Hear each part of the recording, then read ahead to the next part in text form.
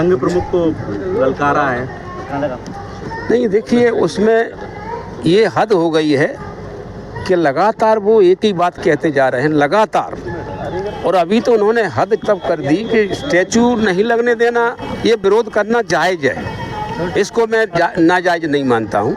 संविधान में विरोध करना भी जायज़ है और ना विरोध करना भी जायज़ है, लेकिन बाबा साहेब अम्बेडकर को इतनी बुरी गालियाँ लिख लिख करके डालना देना, ये मैं समझता हूँ कि ये नाजायज़ है और ये कोई सहन नहीं करेगा। और हद तो तब हो गई, तब उन्होंने आरएसएस के कार्यक्रम में जो हुए लोग हैं आरएसएस के, उन्होंने कहा कि संविधान तो बी एन राव ने लिखा है। तो बी एन राव ने संविधान लिखा है तो प्रमाण तो पेश करें। नहीं भाई, बी एन राव ने अगर संविधान लिखा है तो फिर वो ड्राफ्टिंग कमेटी में नाम नहीं है उनका, वो उनका नाम कहाँ पर है। और ये के.वी. राव साहब हैं, उन्होंने तो कहा है कि ये तो पिता ही नहीं माता।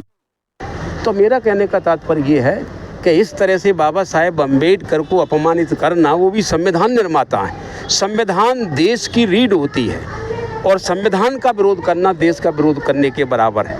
तो इसलिए हम लोग इसके लिए आज सजग हैं और हम ये इस लड़ाई को कहीं तक भी लड़ सकते हैं। ये बाबा साहब का अपमान सहन नहीं करेंगे।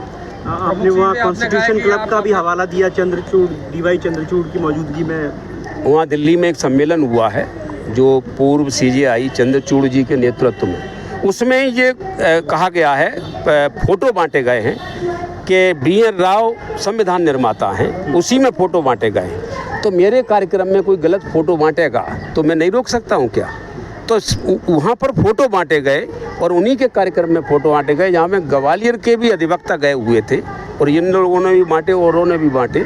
तो ये ऐसी बात आप कह रहे हैं कि कल आप सीजेआई थे, आज आप कह रहे हैं ये संविधान निर्माता नहीं है, तो आप सीजेआई बन कैसे गए थे? सवाल तो अब ये पैदा होगा नहीं कि आप सीजेआई कैसे बने थे।